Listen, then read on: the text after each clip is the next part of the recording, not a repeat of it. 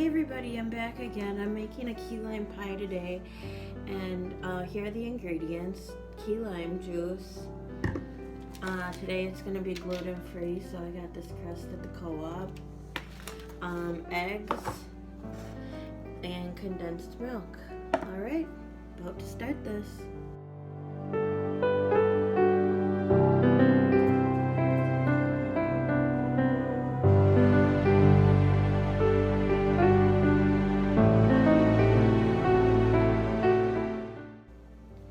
Okay, so then we put this pie into a 350-degree oven for 15 minutes, and then we'll take it out for a little bit, let it cool, and then pop it in the fridge.